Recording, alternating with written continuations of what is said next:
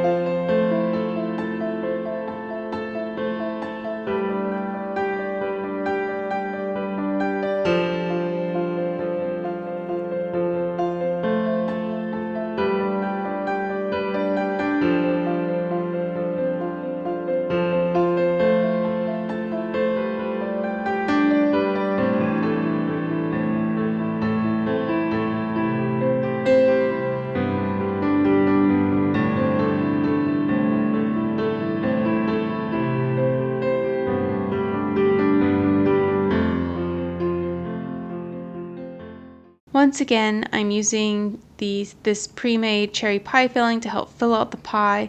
I prefer the flavor of the homemade pie filling, but I just didn't have enough cherries. Next, I'm going to make a banana fudge pie. This was a questionable recipe because it was not specific on the temperature of the ingredients being mixed, except that the chocolate should be melted. Adding melted chocolate to cold eggs and whipped topping caused it to solidify.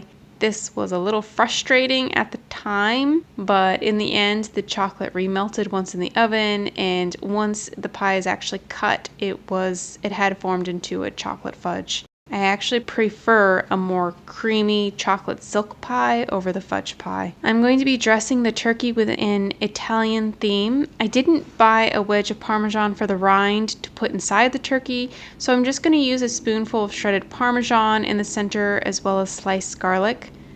I'm going to tuck chopped rosemary and olive oil under this turkey skin. And finally, I drizzled olive oil on the turkey and then spread fresh oregano and thyme.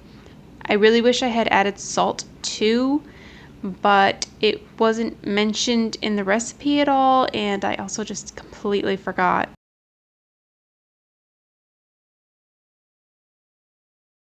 I reserved the neck and gizzards. I'm going to boil these on the back burner for extra broth.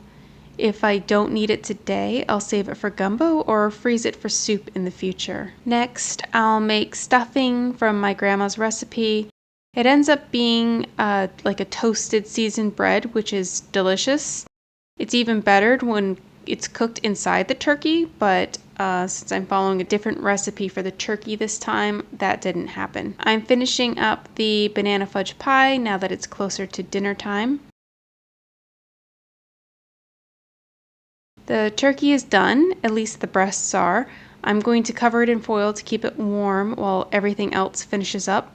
Unfortunately, we grabbed the wrong kind of foil from Costco, so it's pre-cut already. It's very inconvenient for big cover-ups. I'm making the gravy with chicken broth, red wine, and the drained turkey broth.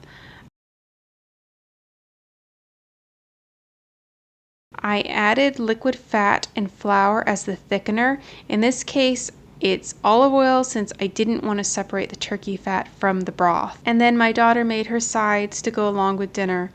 Hope you all had a great Thanksgiving. Talk to you next week.